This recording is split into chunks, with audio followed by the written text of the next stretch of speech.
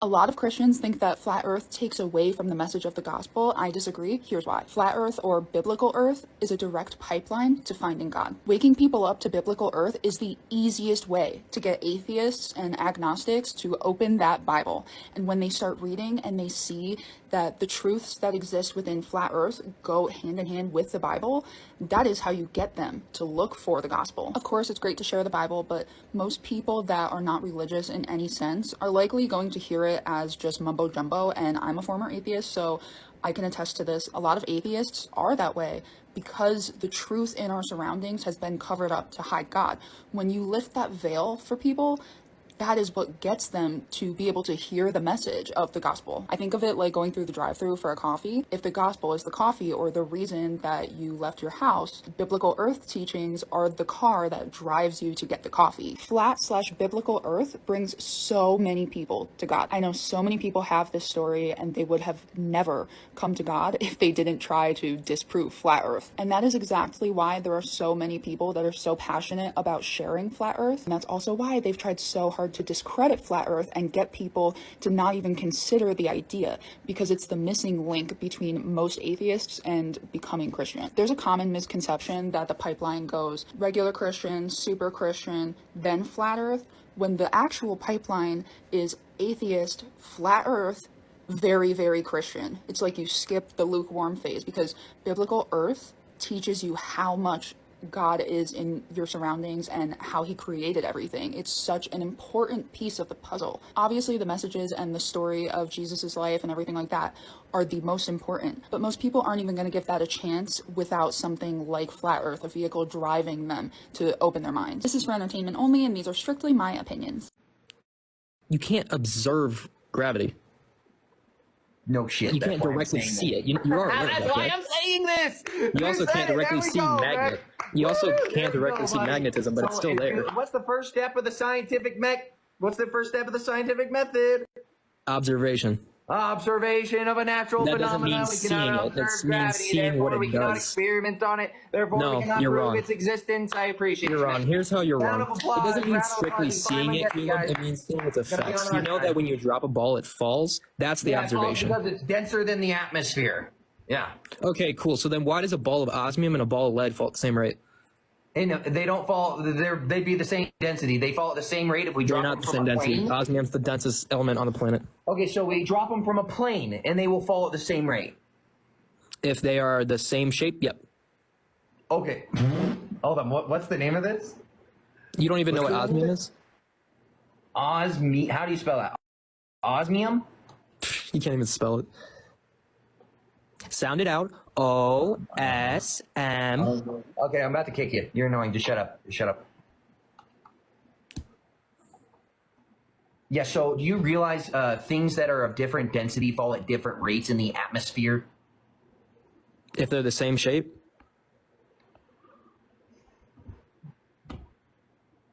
Dude, you are just such a moron. Is your brain just You didn't answer my question. No, hold on. If I drop a bowling ball and I drop a bowling ball sized concrete ball, are they going to fall at different rates? No. Yes, objects with the same mass and shape but different densities can fall at different rates in the atmosphere due to the differences in how air resistance affects them. Anything else, Mech? So it's just repeating the same thing. Are you using AI, using different Gemini? Densities react to the atmosphere differently. That's why we measure G in a vacuum. You absolute Einstein. You don't get the extreme basics.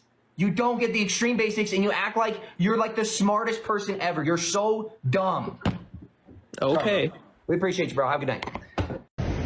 Good morning, aloha from Florida. First, shout out to Kevin Bobick, Density Clothing Company. If you want some cool Flat Earth t-shirts, check him out. That's Kevin Bobick at Density Clothing Company. Now, two things about the sun that globe trolls are always regurgitating. The sun moves at 15 degrees an hour. That's a well-established scientific fact. No, it doesn't. It moves less than 15 degrees an hour during the summer solstice, and it moves more than 15 degrees an hour during the winter solstice. Check it out yourself if you want to.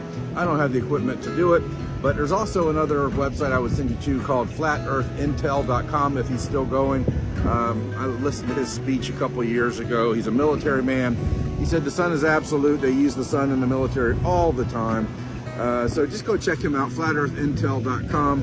And the other thing is the sun never changes angular size. The same old trolls with the same old dumb arguments. Yes, the sun and the moon both change angular size quite often depending on atmospheric conditions.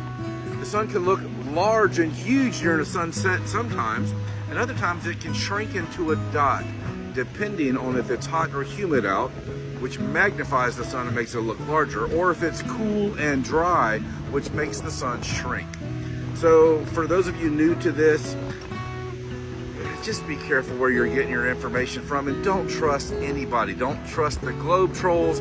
Don't trust any flat earthers. Research reality for yourself until you are confident in the truth.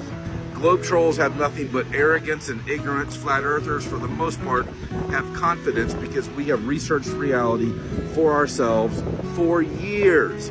So the angular size of the sun and the moon does change depending on atmospheric conditions. The sun appears to move slower during the winter solstice when it is closer, slower during the summer solstice when it is closer to the magnetic center going around Earth, and faster when it is out over the Tropic of Capricorn, which is where it's headed now. Right now the sun's getting ready to rise over here. During the summer it rises pretty far over here. I've been watching the sun closely for the last few years, but definitely the last 6 months I've been watching it for the sunrises often. The sun moves across the sky in perfect patterns, so does the moon. The moon just a couple months ago was way over here. Right now the moon is rising over here. The moon goes from Tropic of Cancer to Tropic of Capricorn once a month and back. The sun does it once a year, all the way out there and all the way back over here. Just start researching reality and watching the sky for yourself. And as I said, don't trust anybody. Research reality for yourself. Go check out our documentary, The Mechanical Realm by Vika Drazev, about the Antikythera mechanism and how all the heavenly luminaries move in perfect repeating patterns over our surface around the magnetic center. Life is good. Have a great day. Would you believe me if I told you that the angle of the sun's light rays coming from the clouds could possibly prove that the sun is not 93 million miles away and a giant ball of fire in gas and space, but actually a close and local luminary or light?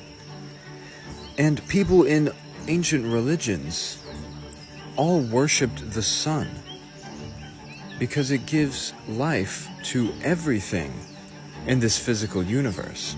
No atom would dance without the sun, but if you pay attention to the light rays coming from the sun, if they're going straight down perpendicular to the ground as well as diagonal to the ground, the sun in relation to the ground, you can see crepuscular light rays. This should show that the sun is not 93 million miles away. But this actually only proves that it's 93 million miles away because it's just proving that light refracts countless times for no apparent reason whatsoever. And if we watch time lapses of the sun, we can clearly see it walking on the water, walking down the horizon. And if you zoom in on a sunset, you can actually see that the sun never really sets. It's just moving across our infinitely flat plane like Minecraft. And did you know that if you point a thermometer at the light coming directly from the moon, it's actually colder than the residual air around it? You see, the globe model is nothing more than a religion. So if you believe that is 93 million miles away in space, then the globe is your religion. And it puts the sun at the centre of the universe, when we all know that that light isn't far away. And that light is going around us. We can't prove that we're spinning, there's no scientific evidence to support that fact, but we believe it anyway. But observations of nature tell you that that is a local light. Things like crepuscular rays tell us that it's not far away. There's no way it can be 93 million miles away and affect the Earth in the way that it does. It's all impossible. So if you do believe in the heliocentric religion, all you're really doing is worshipping the god Baal. That's why they've made it into a ball and put the sun at the centre. So all I'm saying is this: why do you believe what you believe? Did you come up with that notion on your own? Did you decide for yourself how far away the sun was? Did you measure it for yourself? All this information that's coming from Neil deGrasse Tyson, Brenda Cox and his mates, what if they're not being authentic? What if they are there just to take us away from the truth and deceive us from what's really going on and detach us from the creator of this whole thing? Is it not possible? Yeah, it sounds far-fetched, But is it not possible that you've been lied to your whole life? So I lost 10,000 followers over the last video I made about this, and I don't care if I lose 10,000 more. Watch this. What's going on right here?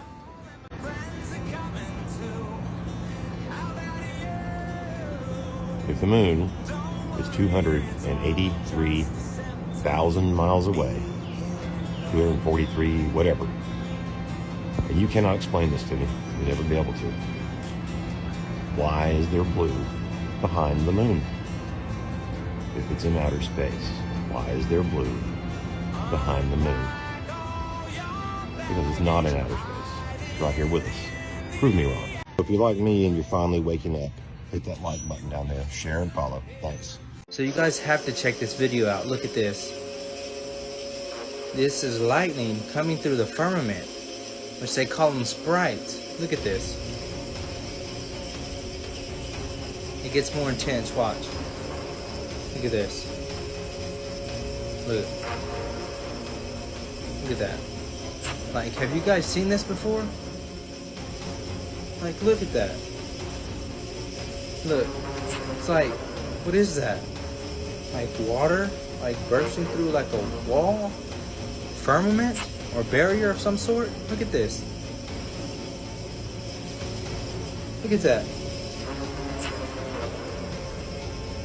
What the heck? Watch. Look at that.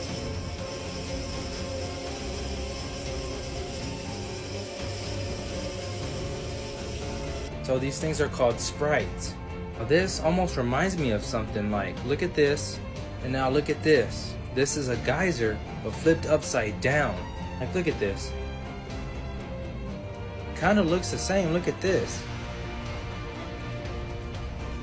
Look. What do you guys think about this? Did they just prove that there's a firmament above us? Y'all guys let me know what y'all think about this in the comments. Don't forget to like, follow me, and share this. Let's get this one out to the people. And like always, God bless. Here's space for kids. Let's focus on this.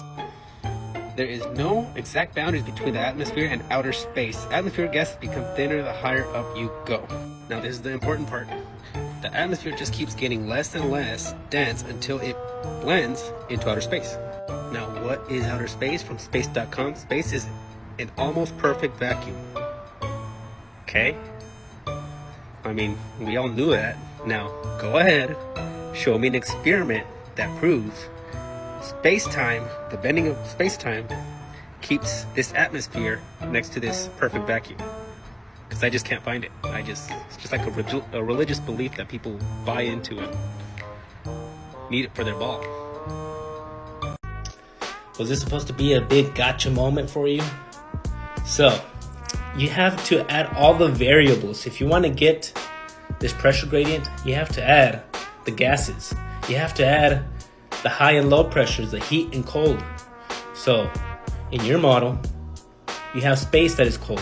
In our model, we have the firmament that is cold, that is creating the high pressure, hydrogen, helium, nitrogen, being cold, seeking the low pressure, oxygen and air, being warmer because air and oxygen capture the heat from the sun. So this is why we get this pressure. So in an enclosed environment, we could test adding these gases. We'll get that pressure gradient, just adding all the variables. Don't act smart with me, man. I love this science stuff, man. We could have a good debate. So do you guys think Nikola Tesla was just some crazy maniac? Or was he actually onto something? He was really into electromagnetic energy. And he claimed that he could generate free energy with his Tesla coils. People have equated magnetism to God. And guess what? Polaris is at the very center of our realm. And I know the Earth is a globe, but you know what's crazy? All of the stars appear to rotate around Polaris, even though we're supposedly orbiting around the sun. You know what's even crazier? All of the other planets appear to rotate around Polaris. What if Polaris is not just some star that happens to be appearing to be the center of our universe, but it actually is the magnetic center of our universe? You know how there's a really powerful company called BlackRock, And it's supposedly there's a giant magnetic black rock in the center of our realm with Polaris directly above it. Now I know that's just a crazy conspiracy, and it's only a coincidence that the most powerful company in the world is called Black Rock. But isn't it crazy how everything in our entire visible universe seems to rotate around Polaris? And how all compasses point north, the very center of our realm? Or no, I'm sorry, it's the top of the globe. And the Freemasonic compass and square also depicts the geometry of the sun and moon in relation to Polaris. All the ancient cultures believed that we live on a flat earth, but they were just crazy. I mean, perhaps they were chewing on too many betel nuts and eating too many ayahuasca leaves. Because the earth is totally a globe, right? 7 planets, 7 chakras, 7 days of the week, 7 deadly sins. The sun and the moon and the 5 visible planets. The tree of life.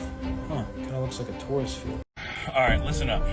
You have 3 stages in life. Number 1, you care about what people think about you. Number 2, you stop caring about what people think about you. And the 3rd stage is you realize nobody was thinking about you in the first place. Guys, it's time that you live free and live your life. I don't know, but somebody needed to hear that today. Also, with everything that's going on in this world, I need you to put your trust in Jesus, because he is still in control. Not Donald Trump, nobody. Only Jesus is still in control. It came in the mail and y'all are opening it with me. Ooh. Smell it. Woo!